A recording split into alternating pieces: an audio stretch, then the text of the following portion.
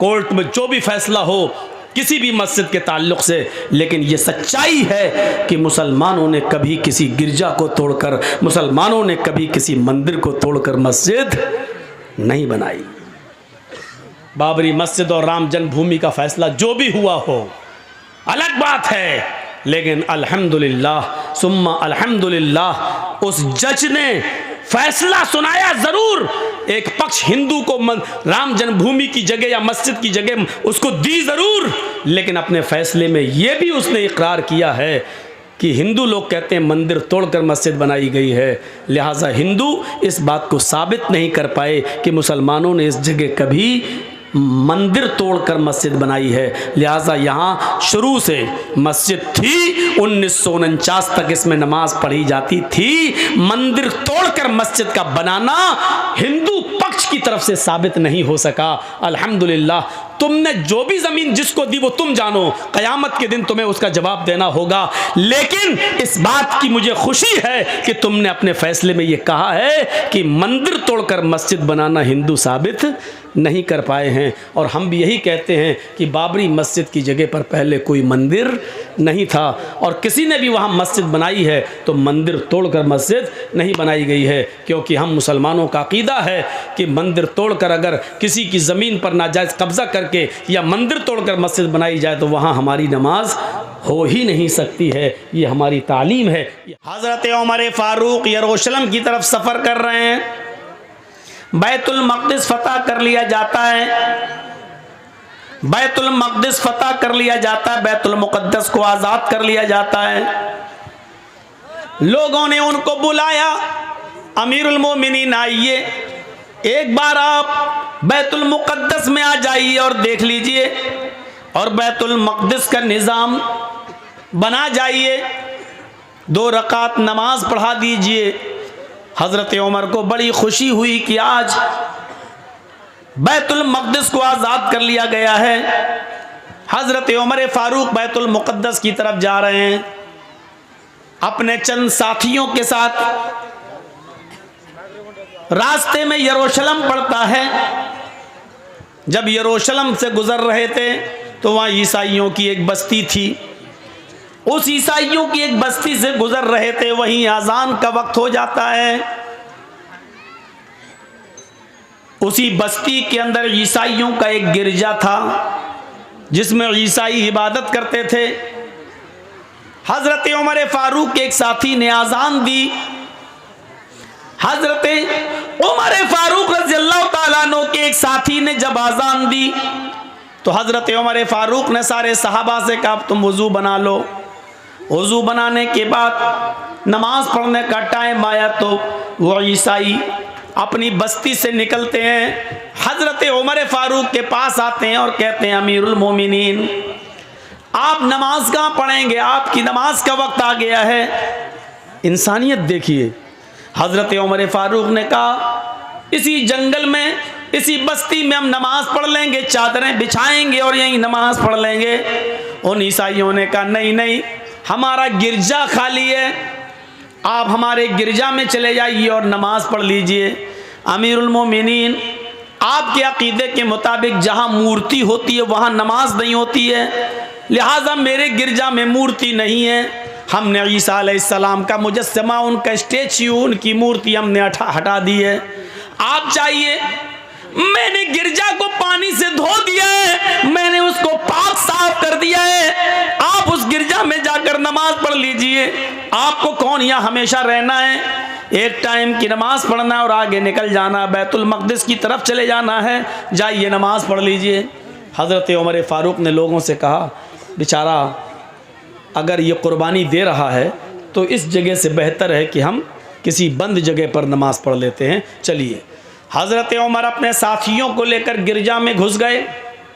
चारों तरफ देखा, कोई ऐसी चीज़ नहीं थी कि जिस चीज़ की मौजूदगी में नमाज न हो, कोई चीज़ नहीं थी। हाँ ठीक है, सब चीज़ें ओके हैं, नमाज हमारी हो जाएगी, तुम्हारी इजाज़त भी है। जैसे सरकार अगर किसी ज़मीन पर नमाज पढ़ने की इजाज़त दे रही है तो वहाँ हमारी नमाज हो जाएगी क्योंकि सरकार की परमिशन है। अगर किसी आदमी की जगह है और उसकी परमिशन नहीं है तो आप वहाँ नमाज नहीं पढ़ सकते। जब ईसाइयों ने परमिशन दे दी आप हमारे गिरजा में नमाज पढ़ लीजिए, तो नमाज हो जाएगी।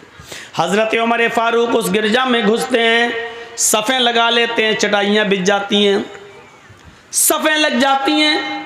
जब नमाज पढ़ाने का वक्त आता है, इक़ामत कही जाती है, अल्लाहु अकबर, अशहदु अल्ला इलाहा इल्लल्लाह, अशहदु अन्न मुहम्मदर रसूलुल्लाह, हय्या अलस सलाह हय्या अलल फलाह, क़द क़ामतिस सलातु क़द क़ामतिस सलाह, अल्लाहु अकबर, ला इलाहा इल्लल्लाह। जब इस तरीके के इक़ामत जब कह दी जाती है, हज़रत उमर फ़ारूक क़िबले की तरफ चेहरा करके अल्लाहु अकबर कहने वाले हैं, नमाज के लिए अल्लाहु अकबर कहने वाले हैं। अचानक उनके जहन में कोई बात आती है और वहाँ से निकलते हैं, लोगों चलो हम यहाँ नमाज नहीं पढ़ेंगे। इक़ामत हो गई, तकबीर कह दी गई, लेकिन हज़रत उमर ने क्या कहा, यहाँ से निकलो, यहाँ नमाज नहीं पढ़ेंगे। लोगों ने कहा जब पढ़ना ही नहीं थी तो आए क्यों? कहा बाद में बताऊँगा, चलो। बाहर निकले, फिर उसी जंगल में आ गए, वहीं पर चटाई बिछाई और नमाज पढ़ ली। सफ़र में थे इसलिए 2 रकात नमाज पढ़ाने के बाद सलाम फेर दिया। ईसाइयों ने रोते हुए कहा, अमीरुल मोमिनीन हमारा जुर्म क्या था, हमने तो खुशी खुशी इजाज़त दे दी थी, हमने तो खुशी खुशी इजाज़त दे दी थी नमाज पढ़ने की, आप चले भी गए थे अंदर, फिर क्या बात है कि आपने हमारे गिरजा में नमाज नहीं पढ़ी? क्या किसी ने आपको मना किया था या हमारे पादरी ने आपको रोका था? हज़रत उमर कहते हैं नहीं, बल्कि मैं खुद अपनी मर्जी से निकला। कहा क्यों? क्या हमारी इजाज़त नहीं थी या हमारे गिरजा में आपकी नमाज नहीं होती? आपके अकीदे के मुताबिक ज़मीन पाक होना चाहिए थी, मैंने धो दिया था गिरजा। आपके अकीदे के मुताबिक उसमें मूर्ति नहीं होनी चाहिए थी, मैंने मूर्ति हटा रखी थी, फिर उसमें आपकी नमाज क्यों नहीं होती? हज़रत उमर ने कहा नहीं, आए मेरे ईसाई भाई, बात ये नहीं है कि उस गिरजा में मेरी नमाज नहीं होती, बल्कि मैं सिर्फ इस खौफ से तुम्हारे गिरजा से निकल गया कि मेरे दिल में ये ख्याल आया, आए उमर, अगर आज तूने इस गिरजा में नमाज पढ़ ली, अगर आज तूने इस गिरजा में नमाज पढ़ ली, तो कहीं ऐसा ना हो कि तेरे इंतकाल के 50 साल के बाद, 100 साल के बाद, 200 साल के बाद जब मुसलमान तरक्की करेंगे, आगे बढ़ेंगे, उनकी हुकूमतें हर जगह फैलेंगी, कहीं ऐसा ना हो कि बाद में आने वाले मुसलमान ये समझें कि जिस गिरजा में हज़रत उमर ने नमाज पढ़ी थी वो पहले मस्जिद थी, ये ईसाइयों ने उसको तोड़कर गिरजा बना लिया है। मैं ये सोचकर निकल गया कि बाद में आने वाले मुसलमान कहीं मेरे नमाज पढ़ लेने की वजह से, बाद में आने वाले मुसलमान कहीं तुम्हारे गिरजा को मस्जिद तसव्वुर न करने लगे और फिर तैश में आकर तुम्हारे गिरजा को तोड़कर उस जगह अपनी मस्जिद न बना लें। इसलिए मैं निकल गया ताकि लोगों को ये बात याद रहे कि हज़रत उमर ने इस गिरजा में इसलिए नमाज नहीं पढ़ी क्योंकि वो गिरजा था, अगर पढ़ लेते तो बाद में आने वाले लोग कहीं उस पर मस्जिद का दावा न ठोक देते कि उमर ने नमाज पढ़ी इसलिए मस्जिद थी, बाद में कहीं तुम्हारे गिरजा को तोड़ न दें। यानी जब मुसलमान चारों तरफ फैल जाएं तब भी हजरत उमर को डर है कि तुम्हारा गिरजा गिरजा ही रहेगा, मुसलमान तरक्की चाहे कितनी कर लें लेकिन गिरजा को तोड़ा नहीं जा सकता है, किसी मंदिर को तोड़ा नहीं जा सकता है। ये इस्लाम की दावत, ये इस्लाम की तालीम है। हजरत उमर ने कहा जब पूरी बस्ती में मुसलमान ही मुसलमान हो जाएं और तुम चंद ईसाई रह जाओ और उस वक्त लोग तुम्हारी गिरजा को तोड़ दें, ये सोच करके इसमें तो हजरत उमर ने नमाज पढ़ी, तो ये कितनी गलत बात होगी। मेरे भाइयों, इंसानियत का सबक दिया हजरत उमर फारूक ने, चाहते तो नमाज पढ़ लेते लेकिन इंसानियत थी कहीं तुम्हारे गिरजा को बाद में आने वाले मुसलमान मस्जिद समझकर तोड़ न दें और वहां मस्जिद न बना लें। इसलिए मेरे भाइयों, यह अकीदा गलत है।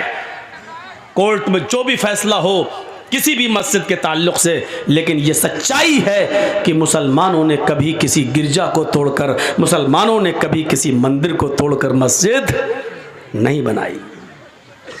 बाबरी मस्जिद और राम जन्मभूमि का फैसला जो भी हुआ हो, अलग बात है, लेकिन अल्हम्दुलिल्लाह सुम्मा अल्हम्दुलिल्लाह उस जज ने फैसला सुनाया जरूर।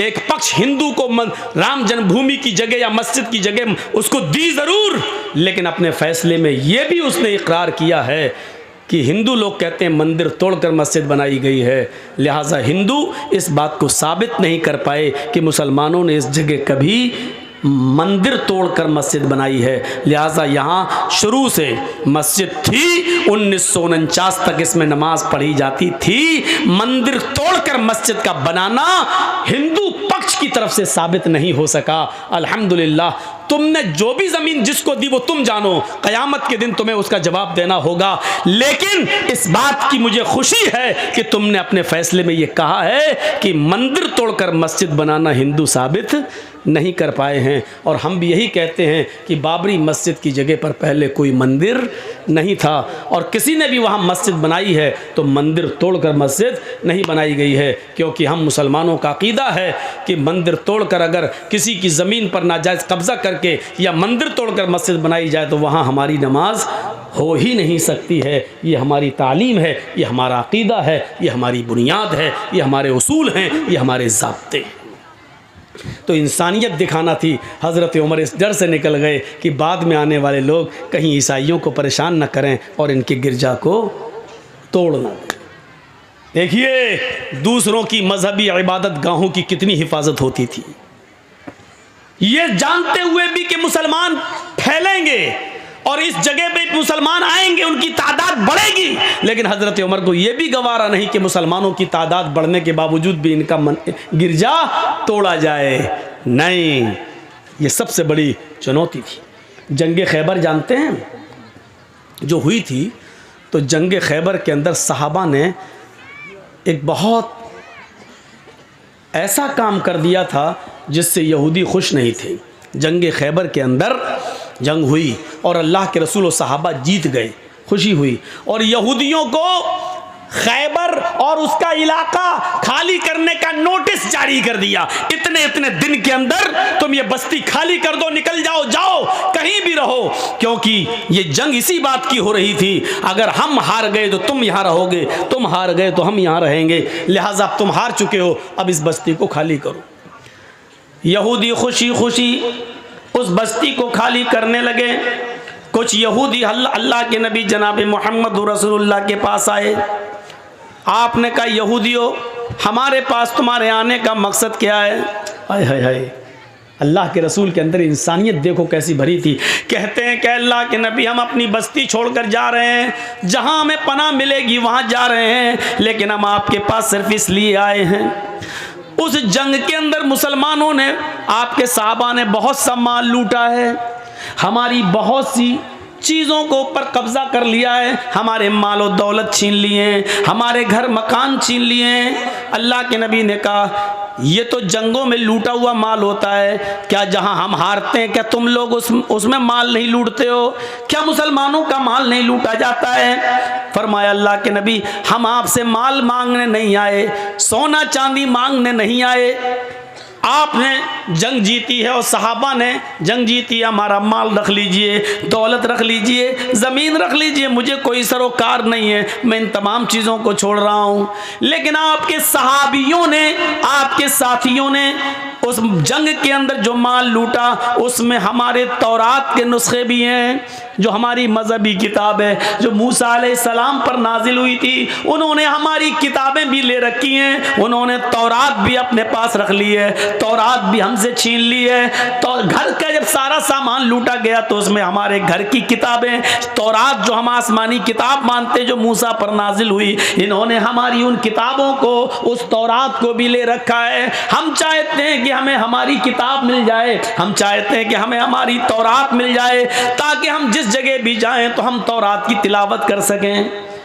अल्लाह के नबी ने तारे सहाबा को बुलाया और बुलाने के बाद का खबरदार, तुमने जो माल लूटा है उस माल को यहाँ जमा करिए, उस माल को यहाँ इकट्ठा कीजिए, वो सब मुसलमानों में तकसीम किया जाएगा, लेकिन किसी की मजहबी किताब को लूटने का तुम्हें कोई हक नहीं है। तुम्हें चाहिए कि इनके माल और दौलत को लूटते वक्त जो इनकी किताब तौरात तुम्हारे पास आई है, इनकी एक एक किताब तौरात को इनके हवाले कर दिया जाए। ये इनकी मजहबी किताब है जो मूसा अलैहिस्सलाम पर नाजिल हुई है, इनको अपने अकीदे पर अमल करने की इजाजत है, इनको अपने मूसा की लाई हुई शरीयत पर अमल की इजाजत है। मुहम्मदुर रसूलुल्लाह की दुश्मनी इनके साथ, इनके मजहब को लेकर नहीं, इनके दीन को लेकर नहीं, हमारी विचारधाराओं की लड़ाई है, हमारे ख्यालात की लड़ाई है, इनकी मजहबी लड़ाई नहीं है। इन्होंने हमें सताया था, हमारे सहाबा को तंग किया था, इसलिए ये जंग हमने की थी, वरना हम किसी को उनकी मजहबी इबादत से नहीं रोकते हैं। लिहाजा इनकी किताबें वापस कर दो।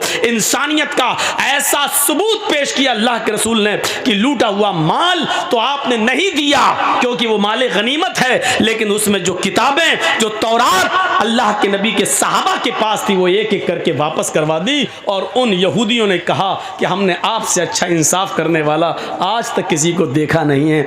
शुक्रिया आए अल्लाह के रसूल, आपने हमारी किताबों को हमें वापस कर दिया है। यहां से हम अंदाजा लगा सकते हैं मेरे भाइयों, मेरे दोस्तों, कि इंसानियत किस चीज का नाम है। यहां तो एक समुदाय अगर हमारा कुरान उसको मिल जाता है तो उसको जलाता है। एक समुदाय त्रिपुरा के अंदर देख लीजिए किस तरीके से उसको मौका मिला तो उसने हमारी इबादत गाहों को जलाया है, हमारी मस्जिदों को जलाया है, कुरान जला दिया है। मेरे प्यारे साथियों, इस्लाम की शिक्षा ये है कि तुम किसी की इबादत गाह पर हमला न करो, तुम किसी की इबादत गाह मत तोड़ो, किसी की इबादत गाह को तोड़कर तुम उस जगह मस्जिद नहीं बना सकते, और बनाते हो तो वहाँ तुम्हारी नमाज नहीं होगी। हराम है तुम्हारे लिए ऐसा करना, और तुम किसी की मजहबी किताब नहीं जला सकते हो। मेरे भाइयों, सहाबा किराम ने किसी की मजहबी किताब जलाई नहीं है, अगर लूट लिया था तो उनको उनकी मजहबी किताब वापस करना पड़ी। ये इस्लाम कहता है। ज़रा हम अपने भारत का जायज़ा लें कि हम कहाँ जा रहे हैं। हाँ, इस्लाम ये कहता है कि हम मुसलमान हैं, कुरान पर हम अमल करें, पूरी तरीके से अमल करें, लेकिन हिंदू भाई की किताब वेद, रामायण और गीता, और यहूदियों की किताब तौरात, और ईसाइयों की किताब इंजील, हम इनकी भी कद्र करें, इनको नफरत की नज़र से न देखें। अमल कुरान पे करें, लेकिन दूसरों की मजहबी किताबों को हम बुरा भला न कहें, उनकी भी इज्जत करें। और दूसरे मजहब वालों को भी चाहिए कि वो अपनी मजहबी किताबों पर खूब चलें, खूब अमल करें। जिस तरीके से हमें ये जायज़ नहीं है कि हम गीता और रामायण, वेद और पुराणों से नफरत करें और उनको फाड़ें, उसी तरीके से उनको भी इस बात की परमिशन नहीं है कि वो हमारे कुरान को जलाएं। मेरे भाइयों, कोई मजहब किसी की धार्मिक ग्रंथों को गिराने, जलाने और उनको फाड़ने की इजाजत नहीं देता है। ये हमें और आपको सोचना चाहिए कि इंसानियत किस चीज का नाम है।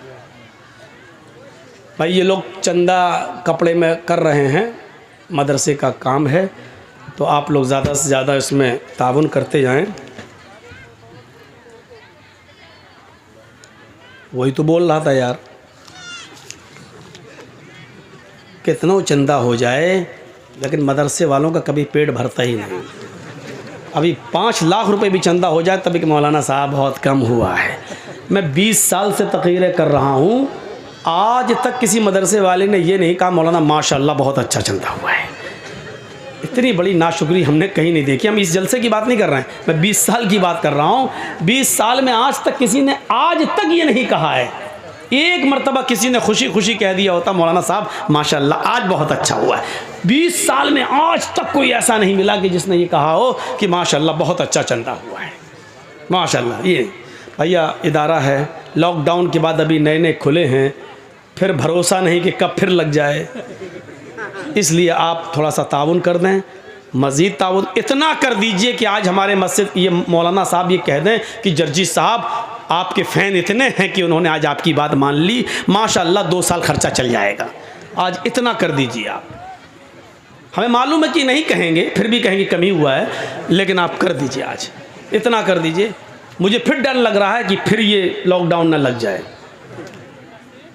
लेकिन अभी शायद ना लगेगा क्योंकि चुनाव होने वाले हैं यूपी में।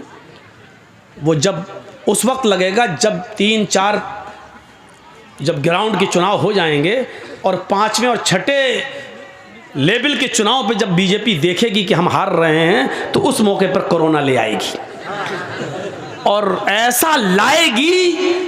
ये 2-3 आदमी हैं बस, 2 या 3 ये फिक्स करते हैं कि कोरोना कब लाया जाए, लॉकडाउन कब किया जाए, ट्रेनें कब बंद की जाएं। ये सर्जिकल स्ट्राइक एकदम होगी, लेकिन कब हो जाए कुछ कहा नहीं जा सकता है। आप भैया भर दीजिए इनकी झोली, मदरसे को दे दीजिए, ज़्यादा से ज़्यादा ताउन करिए, अल्लाह रब्बुल आलमीन आपको इसका अजर अजीम इंशाअल्लाह अता फरमाएगा। तो मेरे भाइयों, इंसानियत ये थी। बैठिए अभी आप, अभी हम ला रहे हैं और इंशाअल्लाह आखिर में चलते चलते हम आपको 2-3 मंत्रों की तरफ भी लाएंगे, क्योंकि बगैर मंत्र के आप लोग समझते हैं कि जलसा हुआ ही नहीं है।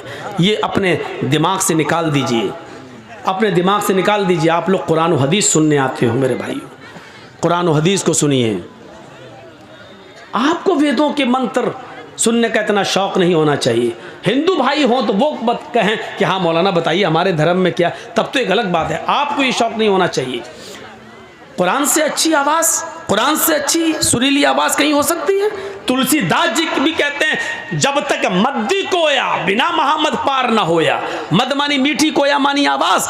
जब तक दुनिया में मीठी आवाज़ यानी कुरान बाकी रहेगी, जब तक दुनिया में कुरान रहेगा, बिना मोहम्मद पार ना होया, उस वक्त तक बिना मोहम्मद के यानी अल्लाह के रसूल की इताअत और अल्लाह के रसूल की फरमा बरदारी किए बिना कोई पार नहीं हो सकता। तुलसीदास जी तो कह रहे हैं कुरान पढ़ो और मुसलमान कहता वेद सुनाओ।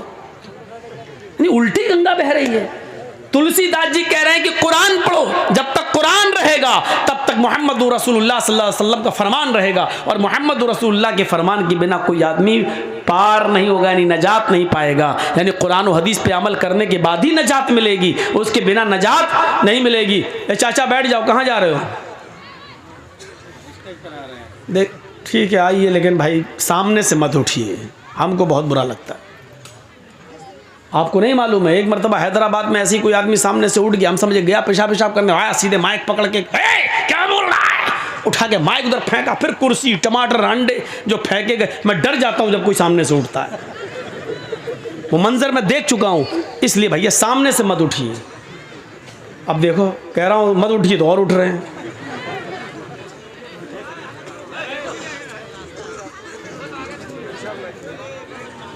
बैठिए बैठिए आप लोग बैठिए। भैया ये वाला रास्ता दे दीजिए, ये थोड़ा सा जिसको जा रहा हो चुपचाप। अरे फिल्म कहीं चल रही हो तो 3 घंटे पेशाब रुक जाएगा, जलसे में 2 घंटे नहीं रोक पाते हैं यार, अजीब आदमी। रास्ता खाली कर दें, जो रास्ता तक बसे रास्ता खाली कर अपना बसे। रास्ता खाली करेंगे तो आपने बैठने की जगह दी कहाँ है? कहाँ बैठेगा आदमी? खाली करो बस। पीछे कौन जाएगा? पीछे जाएंगे तो मौलाना जर्जीज दिखेंगे नहीं। वो देखना चाहता हमको, देख देख के तो नज़र लगाया हमारे ऊपर, तभी तो मोटे नहीं हो पाते। आदमी बोलते हैं मौलाना हर जलसा में जाते हो, 20 साल से प्रोग्राम कर रहे हो, इतना खाते पीते हो, हर जगह तुम्हें मुर्गा मछली अंडा सब मिलता है, फिर भी मोटे नहीं हो रहे हो। हम लोगों की नज़रें लग जाती हैं, क्या करें। इंसानियत ये थी, इस इंसानियत को अपने अंदर कायम रखिए। दुनिया में पूछिए, पड़ोसी हमारा हिंदू है, बीमार हो गया है, उसको एक ब्लड खून की ज़रूरत है। काश कोई योगी मोदी का भक्त मीडिया वाला सुनता इस बात को और देता कि इस्लाम क्या है। डॉक्टर ने कह दिया कि इसको 1 बॉटल खून की ज़रूरत है और इसमें इस ग्रुप का ब्लड लगना है। हॉस्पिटल में वो ग्रुप का ब्लड नहीं है, उसके बाप का ग्रुप ब्लड ग्रुप अलग है, उसकी माँ का अलग है, भाई का अलग है, किसी का लग नहीं रहा है ब्लड ग्रुप। और आपका पड़ोसी है, आप मुसलमान हैं, वो हिंदू है। आपका ब्लड ग्रुप और उसका ब्लड ग्रुप एक है। इस्लाम ये कहता है कि उसकी जान बचाने के लिए आप अपना 1 बॉटल ब्लड दे दें और उस हिंदू की जान बचा लें। वमन अहयाहा फकअन्नमा अहयन्नास जमिया, नास कहा है, मुसलमान नहीं कहा है। जिसने किसी एक इंसान को बचा लिया, जिसने किसी एक मनुष्य की जान बचा ली, फ़कअन्नमा अहयन्नास जमिया, गोया कि उसने पूरी दुनिया की इंसानियत की जान बचा ली, गोया कि उसने पूरे विश्व की मानवता को बचा लिया। ये कुरान कहता है एक इंसान की जान बचाना, चाहे हिंदू हो, सिख हो, ईसाई हो, क्रिश्चियन, यहूदी, बुद्धिस्ट, सिख, जैनी, कोई भी हो, ये मत देखिए कि वो कौन है। हाँ, जर्जी साहब का पड़ोसी ब्लड की जरूरत है और जर्जी साहब रोजे से हैं, रमजान का रोजा है, अब क्या करें, उसको अभी 1 घंटे के अंदर ब्लड की जरूरत है, नहीं तो वो मर जाएगा। डॉक्टर ने कह दिया 1 घंटे के अंदर अंदर ब्लड चाहिए, तो जर्जी साहब के ऊपर अब जरूरी हो जाता है कि उसको 1 बॉटल ब्लड दें, लेकिन रोजे की हालत में ब्लड तो निकलवाया नहीं जा सकता है। डॉक्टर ने अगर जांच लिख दी है कि ब्लड की जांच कराओ, तो थोड़ा सा ब्लड तो निकाला जा सकता है रोजे की हालत में जांच के लिए। मलेरिया है कि डेंगू है, रोजे की हालत में ब्लड की जांच कराई जा सकती है, थोड़ा सा निकाला जा सकता है। लेकिन 1 बॉटल 250-300 ml ये आप नहीं निकलवा सकते। लेकिन किसी की जान जा रही है और इतने ब्लड की जरूरत है, तो ऐसी सूरत में इस्लाम इजाजत देता है कि तुम अपना रोजा तोड़ दो और उसकी जान बचाने के लिए 1 बॉटल ब्लड दे दो। और इस रोजे की जो छूट रहा है तुम्हारा, इस रोजे की कज़ा बाद में, ईद के बाद 1 रोजा बाद में रख के पूरी कर लेना। इस्लाम इजाजत देता है रोजा तोड़ने की, किसी की जान बचाने के लिए। मेरे भाइयों, इबादत बहुत बड़ा हक है अल्लाह का, रोजा अल्लाह की इबादत है, लेकिन अल्लाह ने यहां कह दिया कि इस वक्त इंसानियत का तकाजा यह है कि तू अपना रोजा तोड़ दे, मेरी इबादत तोड़ दे और किसी इंसान की जान बचा ले, क्योंकि उसको हम ही ने इंसान बनाया है, हम ही ने उसको पैदा किया है। मेरी इबादत बाद में कर लेना, अभी इसको तेरे खून की जरूरत है और तेरे खून से ये इसकी जिंदगी बच जाएगी। शरीयत कहती है कि यहां रोजा तोड़ दो और 1 बॉटल ब्लड दे के उसकी जान बचा लो। मेरे भाइयों, क्या ये इंसानियत नहीं है?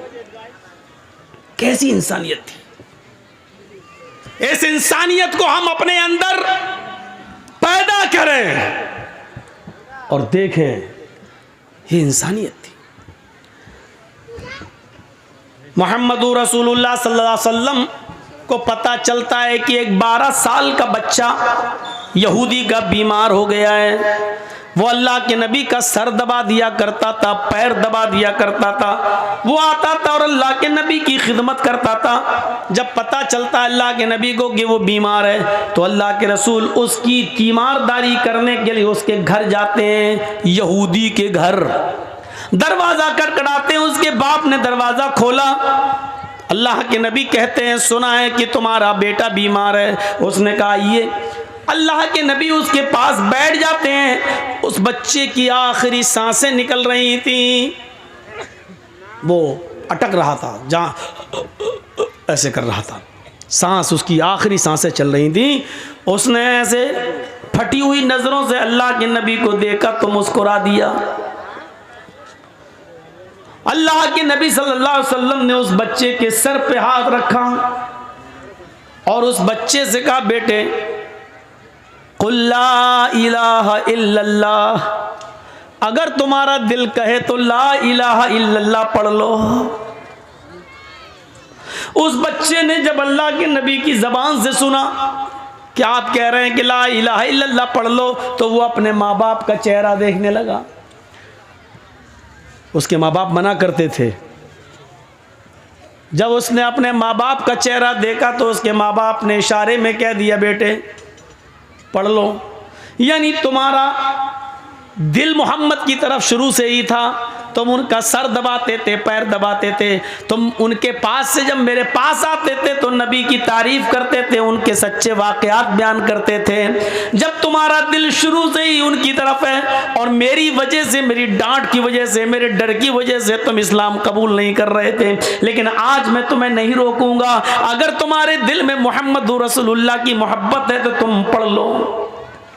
जब बाप की तरफ से इजाजत मिल गई तो इस छोटे से बच्चे ने, 12 साल के बच्चे ने, यहूदी बच्चे ने कलमा पढ़ लिया, ला इलाहा इल्लल्लाह मुहम्मदुर रसूलुल्लाह। और इत्तेफाक देखिए, जैसे ही उसने ला इलाहा इल्लल्लाह कलमा पढ़ा, वैसे ही उसकी एक लंबी सी सांस निकली करके, और वही उसकी सांस उखड़ जाती है, उसका इंतकाल हो जाता है। वो बच्चा उसी वक्त डेथ कर जाता है, उस बच्चे का इंतकाल हो जाता है। अल्लाह के नबी सल्लल्लाहु अलैहि वसल्लम ने उसकी रूह को अपने सामने निकलते हुए देखा, उस बच्चे की जान को जाते हुए अपने सामने देखा, तो अल्लाह के नबी सल्लल्लाहु अलैहि वसल्लम समझ गए कि अब इसका इंतकाल हो गया। आप बिस्तर से उठते हैं और क्या कहते हैं, अल्हम्दुलिल्लाहिल्लज़ी अनक़ज़हुल्लाहु मिनन नार। तमाम तारीफें उस अल्लाह के लिए, अनक़ज़हु मिनन नार, जिस अल्लाह ने इस बच्चे को मरते वक्त जहन्नम की आग से बचा लिया, जहन्नम की आग से नजात दे दी है। यानी अगर इसने कलमा ना पढ़ा होता तो जहन्नम में जाता, लेकिन मरने से पहले पहले इसकी जबान से ला इलाहा इल्लल्लाह निकल गया।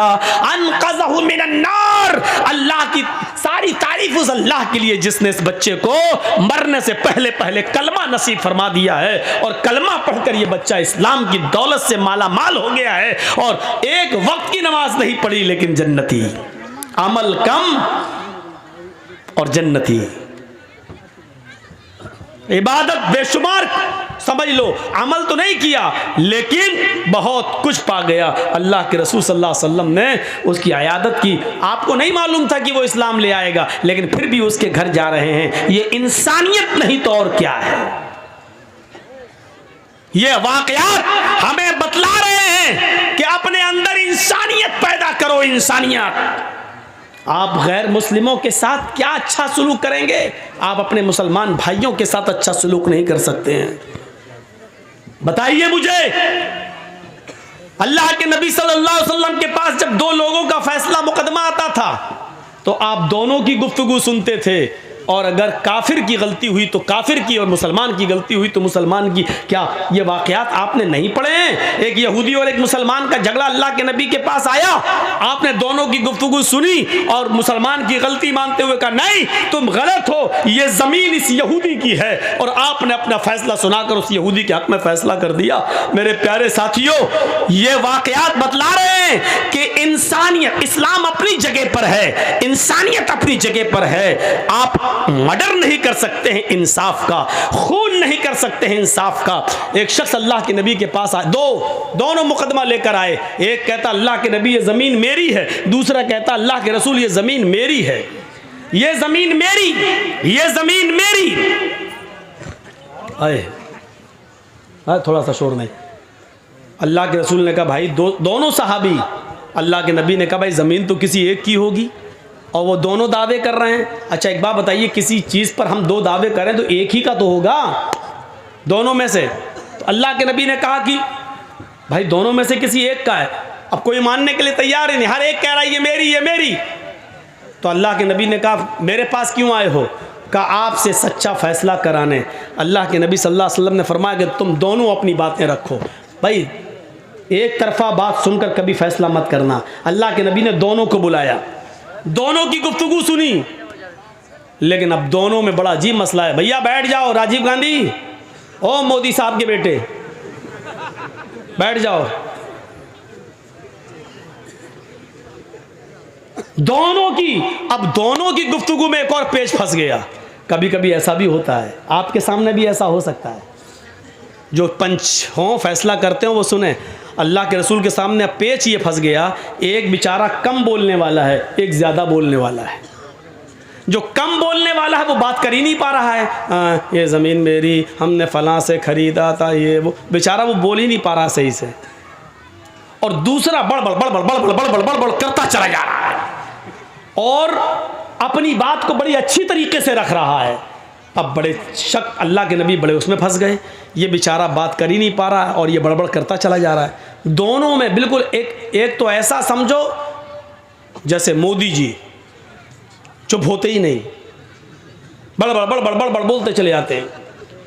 आपने सुना ना, वो एक आदमी दूरबीन से देख रहा था, मोदी जी पूछते बे क्या देख रहा है?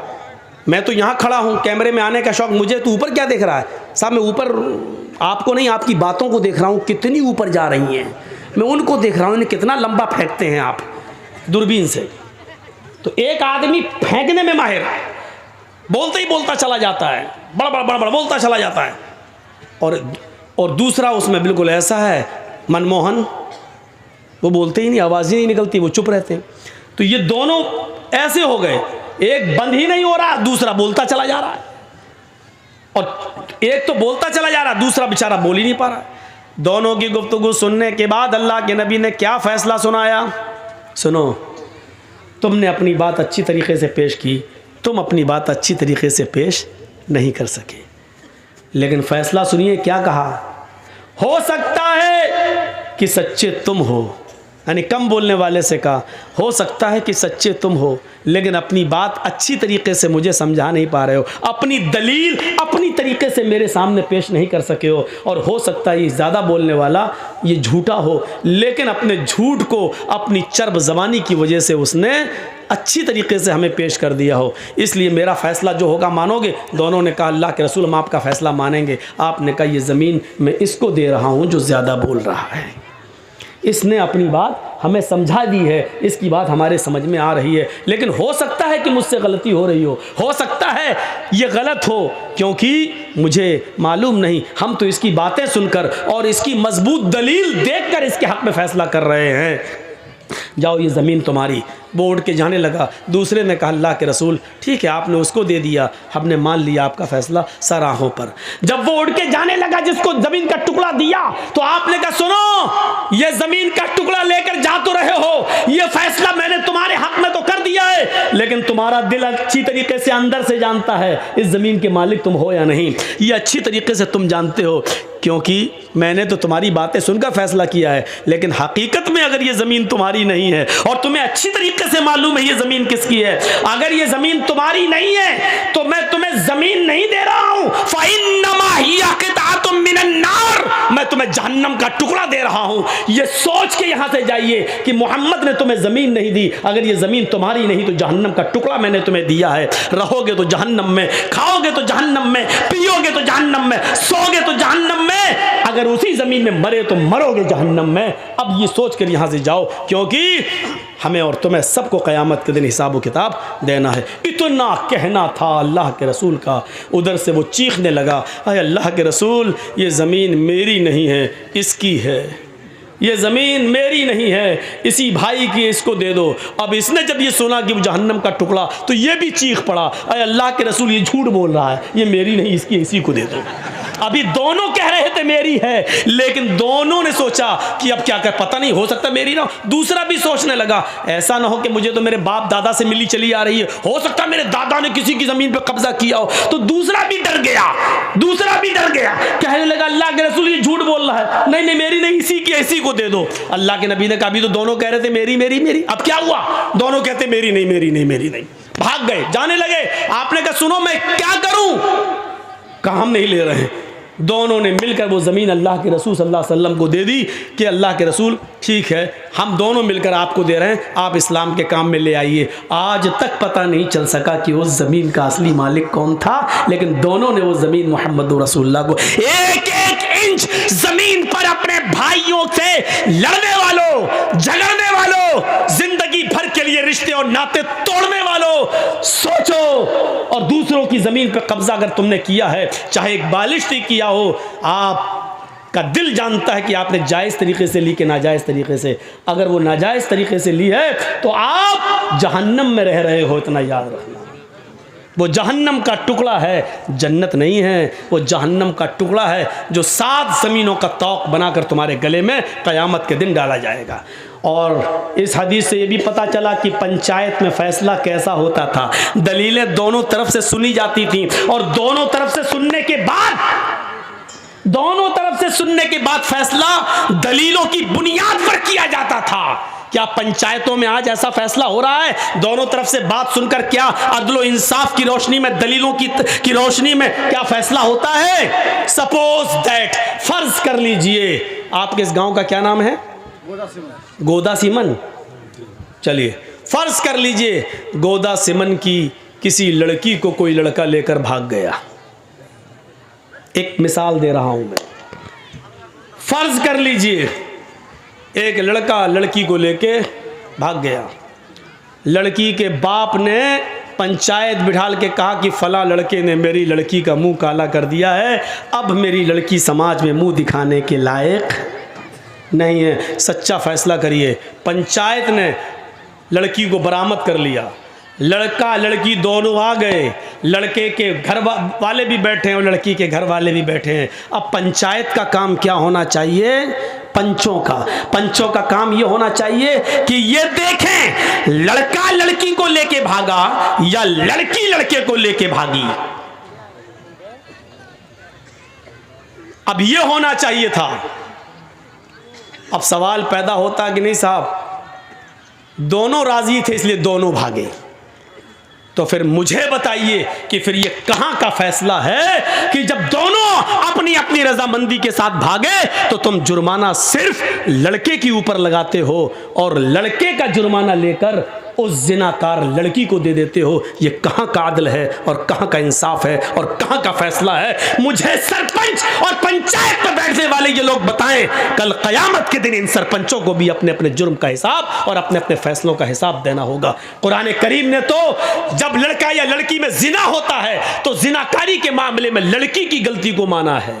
कुरान जब लड़का किसी लड़की के साथ जिना करता है तो कुरान लड़की की गलती ज्यादा मानता है। और इसीलिए कुरान पढ़िए, कुरान ने क्या कहा?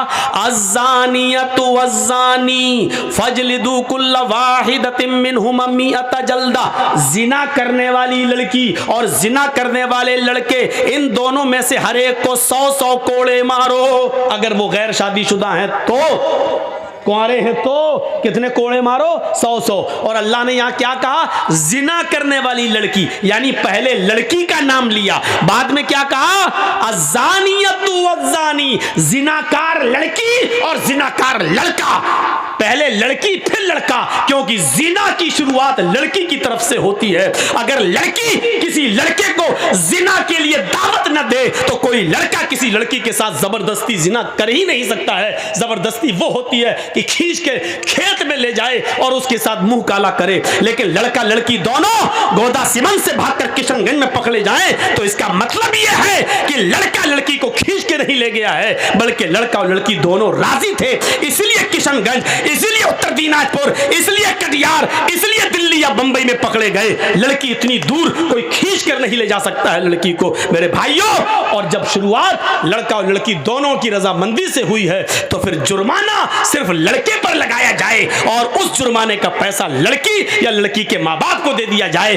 हराम है, हराम है, हराम है ये फैसला। और ये कमाई भी लड़की और लड़की के माँ बाप के ऊपर हराम है, जो उसने लड़के से लेकर अपनी लड़की की जिंदगी के लिए और उसकी शादी के करने के नाम पर ली है। क्योंकि जब गलती दोनों की थी तो समाज का काम यह था कि अगर सजा दे सकते थे तो दोनों को सजा दें, और नहीं दे सकते थे तो आपने लड़के से जुर्माना लेकर लड़की को क्यों दिया? चलता है तभी तो बोले, आपकी परमिशन की जरूरत थोड़ी थी। लगता है कि इसके ऊपर बीती हुई है, हमें ऐसे ही लग रहा है इसके ऊपर बीती होगी या इसके किसी भाई या किसी के ऊपर तो बहरहाल बीती है। एक आदमी हमसे बोला, मौलाना मियाँ बीवी के हुकूक पे बोलिएगा। हमने कहा मैं समझ गया, इसका मतलब वो अपनी बीवी से बहुत परेशान है। जो आदमी हमको कहता है इस पे बोलो, इसका मतलब ये है कि वो उसमें मुलव्वज़ है, वरना उसको क्या मतलब? मौलाना जो बोलेंगे कुरान हदीस बोलेंगे। तो ये पंचायत का फैसला मेरे भाइयों गलत होता है कि लड़के वाले से पैसे लेके लड़की को दे दिया जाए, नहीं। और शुरुआत जब लड़की की तरफ से होती है, एक बात बताइए कैसे हो सकता है जिना? रेप इस्लाम के अंदर अगर लड़के ने लड़की पर जबरदस्ती की तो लड़की पर तो सजा है ही नहीं, सिर्फ लड़के पर सजा है। और लड़की ने जबरदस्ती की, लड़के को खींचा, तो लड़की को सजा है, लड़के को सजा नहीं है। लेकिन जब दोनों ने रजामंदी के साथ किया है तो दोनों को सजा है इस्लाम के अंदर। मेरे भाइयों इसको सोचिए, साहब उसने लड़की के साथ ऐसा किया तो अब लड़की कहाँ जाएगी? जहन्नम में जाए। मेरे बाप का क्या जा रहा है, भागी क्यों? साहब लड़की का बाप परेशान है, जिंदगी भर मुंह नहीं दिखाएगा। अबे कमीने, तूने मोबाइल दिया क्यों था अपनी लड़की को? ना मोबाइल दिया होता, ना फोन पे बात होती, ना व्हाट्सएप चलता, ना भागने की नौबत आती। सारी गलती तो लड़की के बाप ने की है और सजा लड़के को मिले कि उससे पैसा लेकर लड़की के बाप को दिया जाए। मेरे भाइयों, ऐसी लोगों को दय्यूस कहा है कुरान ने, भड़ुआ। तेरी लड़की भागी कैसे? तेरी लड़की गई कैसे? तेरी लड़की उस लड़के के साथ लिंक में आई कैसे? तू कर क्या रहा था? घर में क्या कर रहा था? तूने अपनी लड़की का से सवाल जवाब क्यों नहीं किया? तूने अपनी लड़की की निगरानी क्यों नहीं की? उस लड़की की नौबत लड़के तक पहुंचने की कैसे आई है? क्या बाप की गलती नहीं है? अगर ऐसी जगह पर पंचायत में हमें बिठाया जाए तो लड़की को 100 कोड़े मारने के साथ साथ 20 कोड़े बाप को भी मरवाऊं। तेरी तरबियत अच्छी नहीं थी इसलिए लड़की भागी है, तू भी मुजरिम है। जिनाकारी के मामले में, रेप के मामले में लड़कियों का किरदार आगे जा रहा है। मेरे भाइयों, समाज के लोगों को चाहिए कि सिर्फ एक तरफा सजा ना सुनाई जाए, एक तरफा सजा ना सुनाई जाए। साहब, लड़के का क्या गया है? लड़के की तो शादी हो जाएगी, मेरी लड़की पे तो दाग लग गया है, ये नहीं चलेगा। लड़की पे दाग लग गया है, दाग लड़की ने खुद लगवाया है। मैं मानता हूं लड़के की भी गलती है, लेकिन सजा मिलनी है तो दोनों को मिलनी चाहिए थी। लेकिन सजा आप दोनों को कहां दे रहे हैं? लड़का लड़की को लेके भागा, दोनों अपनी अपनी मर्जी से भागे, दोनों अपनी अपनी मर्जी से गए, पंचायत फैसला सुनाती है 2 लाख रुपए लड़का लड़की को देगा। वाह साहब, ये कहां का इंसाफ है? ये कहां का न्याय है? ये चीज गलत है। हजरत उमर के फैसले इसी किस्म के हुआ करते थे कि वो किसी को शिकायत का मौका नहीं दिया करते थे, बल्कि अपने ऊपर, हाँ, यकीन नहीं आता है तो सुनिए हजरत उमर का एक फैसला। एक उमर फारूक के मुल्क शाम के अंदर एक यहूदी बच्चा था, छोटा सा बच्चा, तब 13-14 साल उसकी उम्र थी, घोड़ा दौड़ाने में बड़ा माहिर था। उसी बस्ती के अंदर आमर इब्न आस थे। हजरत आमर इब्न आस को गवर्नर बनाकर भेजा गया था। आमर इब्न आस के बेटे ने कहा कि कोई घोड़ा मुझसे आगे और तेज दौड़ा कर दिखलाए। उस बच्चे ने चैलेंज कबूल कर लिया कि मैं आपसे अच्छा घोड़ा दौड़ा लेता हूं। आमर इब्न आस के बेटे ने कहा चाओ दौड़ाओ। दोनों अपने अपने घोड़े को दौड़ाने लगे। घोड़ा बच्चे का, यहूदी बच्चे का घोड़ा आगे निकल जाता है, आमर इब्न आस के बेटे का घोड़ा पीछे रह जाता है। अब आमर इब्न आस के बेटे को गुस्सा आया, मैं गवर्नर का बेटा और ये यहूदी का बच्चा आगे निकल गया मुझे पीछे करके। जब घोड़े पे से उतरता है आमर इब्न आस का बेटा, तो उसने उस यहूदी बच्चे को एक जोरदार थप्पड़ मार दिया चेहरे पर। उस यहूदी बच्चे ने कहा आपने मुझे बिना गलती के मारा है, जब शर्त थी तुम निकलो या मैं आगे निकलूं, जब मैं आगे निकल गया तो आपने मुझे बगैर गलती के कैसे मार दिया है। मैं आपकी शिकायत आमर इब्न आस से करूंगा, इस मुल्क के शाम के गवर्नर से करूंगा बस। और सुनो इधर देखो, जब उसने ये कहा कि मैं आपकी शिकायत गवर्नर से करूंगा, यहूदी बच्चे ने, तो आमर इब्न आस का बेटा क्या बोला, हाँ जा जा जा कर लेना मेरे बाप से शिकायत। आमर इब्न आस तो मेरा बाप है, जिस गवर्नर से तू शिकायत करने जा रहा है ना वो तो मेरा बाप है, मेरा कोई कुछ नहीं कर पाएगा, मैं इस शहर के गवर्नर का बेटा हूं। वो यहूदी बच्चा चुप हो गया। जब तुम गवर्नर के बेटे हो तो तुम्हारा कौन क्या कर लेगा। हाँ?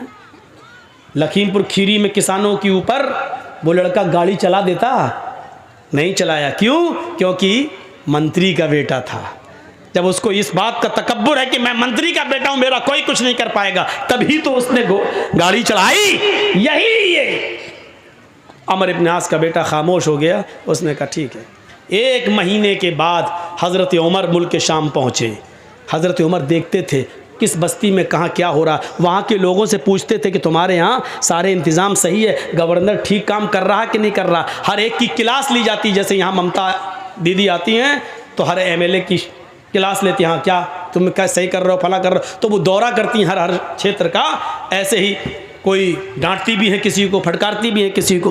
तो ऐसी हजरत उमर दौरा करते थे, दौरा शहरों का, और पूछते थे कि आपको जो गवर्नर दिया वो सही काम कर रहा है कि नहीं कर रहा है। जब उस बच्चे को पता चला आज हजरत उमर आ रहे हैं तो वो भी पहुंच गया।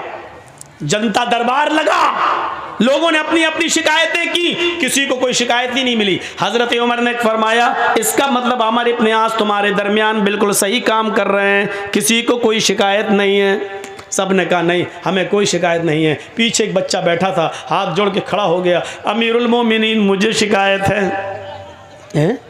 इधर आओ बेटा, इधर आओ। ये नहीं कहा कि सारे लोगों को शिकायत नहीं, तुझे शिकायत है। हमारे यहाँ यही तो होता है ना, सब खामोश, तू ही बोल रहा है, चुप हट। बेटा इधर आओ, इधर आओ। उसको चूमा, उसको बोसा दिया। उस यहूदी बच्चे के माथे पर उन्होंने पेशानी पर बोसा दिया, उसको चूमा और अपनी गोद में बिठा लिया। बेटे डरने की ज़रूरत नहीं है, सच बताओ तुम्हें क्या परेशानी है। कहा अमीरुल मोमिनीन मैं यहूदी हूँ। कहा बेटे मज़हब नहीं पूछ रहा हूँ तुम्हारा क्या है, तुम सिर्फ ये बताओ कि तुम्हें परेशानी क्या है। कहा अमीरुल मोमिनीन अमर इब्न आस का जो शहर के गवर्नर, इनका बेटा मेरे साथ घोड़ा दौड़ा रहा था। कहने लगा कौन आगे निकलता कौन पीछे। हमने घोड़ा दौड़ाना शुरू कर दिया, मेरा घोड़ा आगे निकल गया। इनको गुस्सा आया इनके बेटे को, और इन्होंने आकर मेरे एक चेहरे पर एक जोरदार थप्पड़ मारा। तेरी हिम्मत कैसे पड़ी अपने घोड़े को मुझसे आगे निकालने की। अमीरुल मोमिनीन ने फरमाया बेटे जब उसने तुम्हारे गाल पे थप्पड़ मारा था तो तुमने ये शिकायत अमर इब्न आस से क्यों नहीं की, गवर्नर से क्यों नहीं की। कहा अमीरुल मोमिनीन मैं गवर्नर से शिकायत करने आ रहा था। इनका बेटा कहने लगा जा जा, गवर्नर मेरा क्या कर लेगा, वो तो मेरा बाप है, मैं तो उसी गवर्नर अमर इब्न आस का बेटा हूँ, तुझे जहाँ जाना हो जा, मेरा कोई कुछ नहीं कर पाएगा, मेरा बाप इस शहर का गवर्नर है। हजरत उमर फारूक की आंखों में खून उतर आया। कहा बेटे अब तुम उतरो, हमारी गोद से उतरो। हजरत उमर फारूक ने एक टेढ़ी नज़र अमर इब्न आस की तरफ डाली। हाय अमर, जब अल्लाह ने लोगों को आज़ाद पैदा किया है तो तुम कौन होते हो किसी को गुलाम बनाकर रखने वाले। अमर इब्न आस ने कहा अमीरुल मोमिनीन इसमें मेरी क्या गलती है, न मेरे बेटे ने मुझे कुछ बताया और न इस यहूदी बच्चे ने मुझे कुछ बताया। आज ये फरमान, आज ये बात मैंने सुनी है, अपने बेटे को मैं बुला रहा हूँ। बुलाया, घर से बेटा आया, निकल गया। यहूदी बच्चे के सामने बात हुई और अमर इब्न आस के बेटे ने अपना जुर्म कबूल किया। जी हमने मारा। फरमाया कि अब तुम्हें भी एक थप्पड़ मारा जाएगा। कहा ठीक है मारो। कहा इस यहूदी बच्चे से नहीं। क्यों? उसने पूरी ताकत से मारा, और बच्चा बेचारा कितनी ताकत से मारेगा। फिर भी बच्चे की हाथ की ताकत और इस बड़े लड़के की ताकत में फर्क है, इसलिए मेरा जल्लाद तुम्हारे लड़के को थप्पड़ मारेगा। कहा ठीक है। जल्लाद से कहा एक थप्पड़ जोरदार अमर इब्न आस के बेटे को सबके सामने रसीद करो। उस जल्लाद ने पूरी ताकत से एक थप्पड़ बेटे अमर इब्न आस के बेटे के चेहरे पर थप्पड़ रसीद कर दिया, जोरदार थप्पड़ जड़ दिया। चलो हटो, इंसाफ हो गया। हजरत उमर फारूक ने कहा भी इंसाफ नहीं हुआ। हाय अमर इब्न आस अब तुम इधर आओ। हजरत अमर उनके करीब आए। हजरत उमर ने जल्लाद से कहा एक थप्पड़ इस गवर्नर के चेहरे पर भी मारो। लोगों ने कहा अमीरुल मोमिनीन ये क्या जुल्म हो रहा है, जिसने थप्पड़ मारा था उसको सजा मिल गई है। फरमाया नहीं, मैं जो कह रहा हूं वो करो। फिर हजरत उमर फारूक के जल्लाद ने एक थप्पड़ अमर इब्न आस के गाल पर भी रसीद कर दिया है, मार दिया जोर से।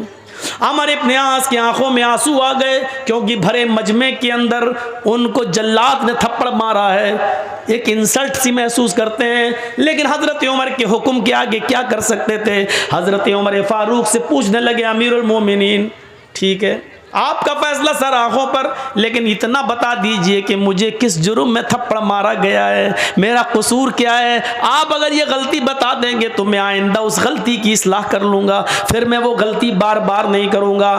फरमाया आए अमर इब्न आस, तेरी गलती ये है कि तूने अपने बेटे को सही तालीम नहीं दी, तूने अपने बेटे को सही तरबियत नहीं दी। अगर तूने अपने बेटे को सही तालीम दी होती तो तेरा बेटा ये नहीं कहता मैं गवर्नर का बेटा हूँ, मेरा कोई कुछ नहीं कर पाएगा। तेरे बेटे ने जब ये कहा जा जा जहां जाना हो जा, तेरा मेरा कोई कुछ नहीं कर पाएगा, मैं इस शहर के गवर्नर का बेटा हूं। ये थप्पड़ मारने की जुर्रत तेरे बेटे को तो इसलिए हुई क्योंकि उसको मालूम था कि मेरा बाप गवर्नर है, अब तेरा बेटा कभी किसी को नाजायज थप्पड़ नहीं मारेगा, क्योंकि उसको मालूम हो गया कि गवर्नर हो या आम आदमी, उमर के रियासत में और उमर की खिलाफत में सब बराबर हैं, कोई ऊंचा नहीं है, कोई नीचा नहीं है।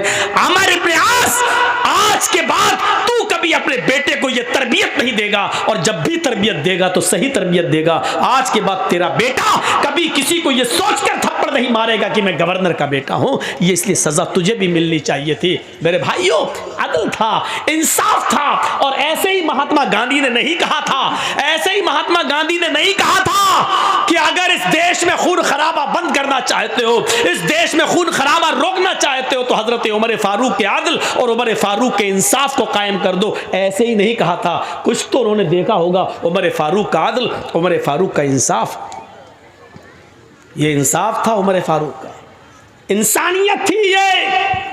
हजरत उमर फारूक के अंदर ना अमीर ना गरीब, खुद उन्होंने अपने बेटे को सजा दी।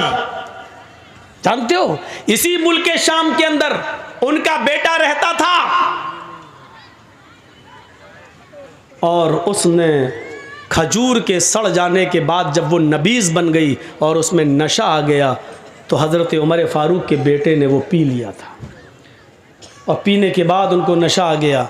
उन्होंने कहा ये तो गलत हुआ मेरे साथ, मैं समझा कि सही है, लेकिन नशा आ गया इसके अंदर, तो खजूर सड़ गई, नबीज बन गई। आमर इब्न आस के पास गए उमर फारूक के बेटे और कहने लगे कि मैंने नशे वाली चीज़ इस्तेमाल कर ली है, लिहाजा मुझे सज़ा दे दो। हज़रत आमर इब्न आस ने उमर फारूक के बेटे को खड़ा करके 40 कोड़े पड़वा दिए। याद रखना कितने? 40। मदीने में जब उमर फारूक को पता चला कि शाम के अंदर मेरे बेटे ने नबीज़ पी ली और उसको नशा आ गया था, और आमर इब्न आस ने उनको 40 कोड़े मार दिए, लेकिन उनको यकीन नहीं आया। उन्होंने अपना घोड़ा भेजा और आमर इब्न आस को एक लेटर लिखा कि इस नए घोड़े के ऊपर मेरे बेटे अब्दुल्ला को बिठा कर उसको यहाँ रवाना कर दिया जाए, ये मेरा हुक्म है। लिहाजा जब ये घोड़ा मुल्क शाम पहुंचता है तो इस घोड़े के ऊपर बैठकर आमर इब्न आस ने उनके बेटे यानी उमर फारूक के बेटे को मुल्क मदीने के अंदर रवाना कर दिया। बेटे ने सोचा कि मदीने में मेरे अब्बू मुझे बुला रहे हैं मेरे घर, मैं अपनी माँ बाप से मिलूंगा। जब बेटा मदीने में उतरता है और अपने घर की तरफ जाता है तो क्या देखता है कि घर पे पहरेदार बैठे हुए हैं और वो कह रहे हैं, अमीरुल मोमिनीन के बेटे, तुम्हें घर जाने की इजाज़त नहीं है, पहले अपने बाप के दरबार में जाओ। बेटा अमीरुल मोमिनीन का बेटा अपने बाप के दरबार में जाता है। बाप ने कहा बेटे आओ, अच्छा हुआ जल्दी आ गए हो। फरमाया कि लोगों जल्लाद कहाँ हैं? जल्लाद बैठे हुए थे। फरमाया मेरे बेटे को यहीं सामने खड़ा कर दो, मैदान के अंदर खड़ा कर दो। फिर कहा मेरे बेटे को 40 कोड़े अब मारो, और एक जल्लाद 10 कोड़े मारेगा और हट जाएगा। फिर दूसरा जल्लाद आएगा, वो 10 कोड़े मारेगा, हट जाएगा। फिर तीसरा जल्लाद आएगा, वो 10 कोड़े मारेगा, हट जाएगा। फिर चौथा जल्लाद आएगा, फिर वो 10 कोड़े मारेगा और फिर वो भी हट जाएगा, क्योंकि जोर जोर से कोड़े पड़ेंगे तो एक जल्लाद 10 कोड़े मारने के बाद थक जाएगा, फिर वो उतनी जोर से नहीं मार पाएगा जितनी जोर से मारना चाहिए, इसलिए 10 के बाद दूसरा मारेगा ताकि कोड़ों की सख्ती में कमी ना आने पाए, उसकी शिद्दत में कमी ना आने पाए। बेटा चीखता रहा, अब्बू मुझे एक जुर्म की 2-2 बार सजा क्यों दी जा रही है? मैंने 40 कोड़े मुल्क शाम के अंदर खा तो लिए। अल्लाह के रसूल का फरमान तो यही है, अगर कोई शराब पी ले तो उसको 40 कोड़े मारे जाएं। अगर मैंने धोखे से गलती से ये जानते हुए कि इसमें नशा नहीं और पी लिया और बाद में नशा आ गया तो इस जुर्म की मुझे सजा मिल चुकी है।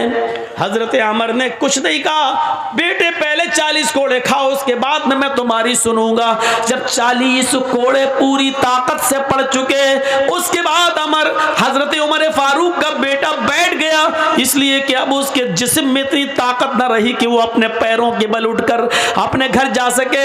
हजरत उमर ने उसको घर पहुंचाने का इंतजाम किया, ठेला वेला मंगवाया, उस जमाने की जो गाड़ियां चलती थी उस गाड़ी को बुलवाया और उस पर बिठाया।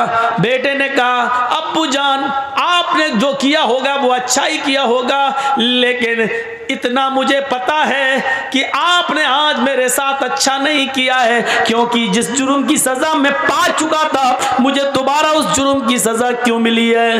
हजरत उमर ने कहा, नहीं आए मेरे बेटे, मैंने इसलिए तुझे ये 40 कोड़े मारे हैं कि जब मैंने सुना कि तूने नशा जाने के बाद नबीज पी ली, फिर मैंने ये सुना कि अमर इब्ने आस ने तुझे 40 कोड़े पड़वाए, 40 कोड़े लगवाए, तो मैं समझ गया अमर इब्ने आस ने तुम्हारी पीठ पर जो कोड़े बरसाए वो सजा तो तुम्हें दी गई लोगों को दिखाने के लिए, लेकिन मैं जानता था शायद अमर इब्ने आस ने तुम्हारे साथ रियायत बरती हो। जितनी जोर से कोड़े मारना चाहिए उतनी जोर से कोड़े तुम्हारी पीठ पर न बरसवाए हो, इसलिए कि तुम उमर के बेटे हो, इसलिए कि तुम अमीरुल मोमिनीन के लख्त जिगर हो, इसलिए कि तुम हजरत उमर फारूक के साहिबजादे हो। ये कर शायद अमर इब्ने आस ने जल्लाद से कह दिया हो कि बेटे की आहिस्ता आहिस्ता मारो, इतना ना मारो कि खून टपकने लगे।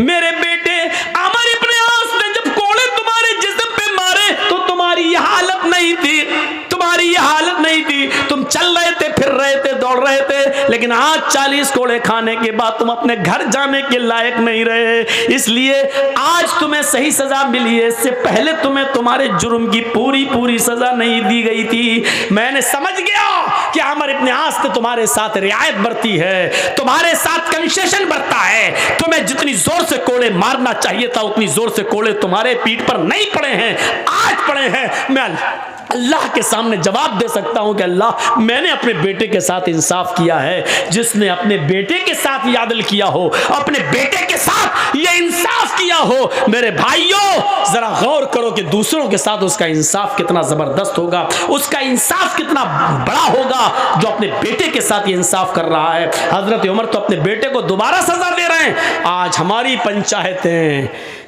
एक तरफ से पैसा लेके, एक मुजरिम से पैसा लेके दूसरे मुजरिम को दे देती हैं और दिला देती हैं पंचों का फैसला सर आंखों पर।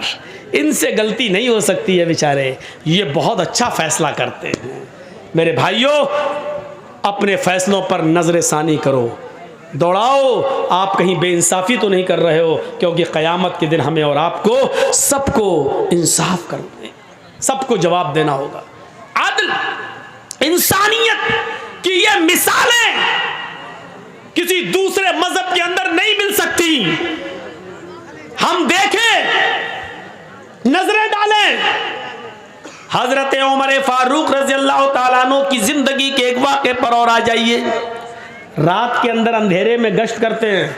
रात के अंधेरे में कौन गश्त कर रहा है? आजकल ये मामला तो किसी के अंदर नहीं पाया जाता है। रात की तारीकी में अचानक जाएं और देखें कौन भूखा है, कौन खाया है, कौन सो रहा, ये कौन देख रहा है आजकल?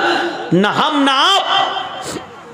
हजरत उमर रात के अंधेरे में निकलते हैं और काफ़ी दूर पहुंच जाते हैं। जब काफ़ी दूर पहुंच गए तो क्या देखते हैं कि झोंपड़ी के बाहर एक आदमी रो रहा है। मुसलमान नहीं है, और सुनो मुसलमान नहीं है, रो रहा है। हजरत उमर उसके पास बैठ गए और उसको मालूम नहीं कि ये उमर हैं। ये भैया जिसको जाना हो जाओ यार, यहाँ बात क्यों कर रहे हो? देखो जाओ जाओ, बोलो नहीं। अब तो मैं मालूम है ना कि 1:45 बज जाए और इतने बजे तक लोग बैठे रहें, ये तो बड़ी हिम्मत की बात है। सर्दियों के दिन हैं, टाइम 10 से लेट नहीं मिलना चाहिए। अब 10 से 12 तक बस जलसा ख़त्म हो जाना चाहिए, लेकिन अब क्या करें, आपकी भी मजबूरी है, हमारे साथ भी ऐसा ही होता है। तो सुनिए मेरे भाइयों, हज़रत उमर उसके पास बैठ गए। उसको ये नहीं मालूम कि ये उमर है, और उमर रज़ी अल्लाह ताला अन्हु को ये नहीं मालूम कि ये कौन है, लेकिन इतना जानते हैं कि ये मुसलमान नहीं है। कोई यहूदी है, ईसाई है, मजूसी है, कुछ है। उसके पास बैठ गए और कहने लगे क्या हुआ भाई तुम्हें, क्यों रो रहे हो इतनी रात में? और सुनो बड़ा ज़बरदस्त वाक़या है और हमारे पंचायत करने वाले लोग भी सुने। हज़रत उमर का फ़ैसला देखिए कैसा था, सुनिए। उस आदमी ने कहा अरे जा यार तू यहाँ के बैठ गया, मेरा दिमाग वैसे ही ख़राब है, तू और ख़राब करने आ गया। होता है ना, एक आदमी को टेंशन हो और आप उससे बार बार पूछें क्या, तो गुस्से में झुंझला जाएगा वो, अब जा यार हट। तो वो तो वैसे ही टेंशन में था। हज़रत उमर उसके पास बैठ के कहने लगे भाई क्या हुआ? तो उसने कहा कुछ नहीं हुआ। बैठ गए, कुछ तो हुआ है। अरे जा यार अपना काम कर तू, और मेरा दिमाग ख़राब करने आ गया। अरे सुनो तुम्हें टेंशन है, मुझे भी टेंशन है। देखिए हज़रत उमर उल्टा चलते हैं, तुम भी रात में यहाँ बैठे हो, मैं भी रात में आया हूँ, चलो एक काम कर रहे, तुम अपना दर्द बांटो, हम अपना दर्द बांटते हैं। अब उसने सोचा चलो ये भी परेशान है, मैं भी परेशान हूँ, रात में, इतनी रात में कौन निकलता है। तो दो परेशान एक जगह बैठ गए। हालांकि हज़रत उमर परेशान नहीं थे, लेकिन उसकी परेशानी जानने के लिए परेशान बन गए। उसने कहा भाई, हज़रत उमर ने कहा बताओ क्या बात है। उसने कहा मेरे भाई जब तुमने मुझे भाई कह दिया तो सुनो, इस झोंपड़ी में मेरी बीवी रहती है, हम दोनों बहुत खुशी खुशी रहते हैं। मेरी बीवी मुझसे बेइंतहा प्यार करती है, लेकिन हम गरीब इंसान हैं। इसी गांव से थोड़ी दूरी पर एक दूसरा गांव है, उस गांव से एक आदमी आता है, ताकतवर है, हैंडसम है, खूबसूरत है, ताकतवर है। और वो जैसे ही आता है वो सीधे मेरी झोंपड़ी में घुसता है, मुझे कान पकड़ के बाहर निकाल देता है। मेरी बीवी बड़ी खूबसूरत है, उसके बाद वो मुझे बाहर बिठा देता है और मेरी बीवी के साथ ज़बरदस्ती ज़िना करता है। मेरी बीवी के न चाहने के बावजूद भी वो उसको मजबूर कर देता है और वो उसके साथ ज़िना करता है। हज़रत उमर फ़ारूक ने पूछा अच्छा इतनी बड़ी बात क्या? अच्छा ये बताओ क्या वो अभी है? कहा नहीं। तो आया और चला गया। मैं कुछ भी नहीं कर पाता हूँ, अपनी बीवी की कोई मदद नहीं कर पाता। अच्छा तो ये बताओ अब वो कब आएगा? हज़रत उमर ने जब ये पूछा कि वो कब आएगा तो उसने जवाब दिया एक दिन छोड़ कर आता है, यानी आज वो गलत काम करके गया है, अब वो कल नहीं आएगा, परसों आएगा।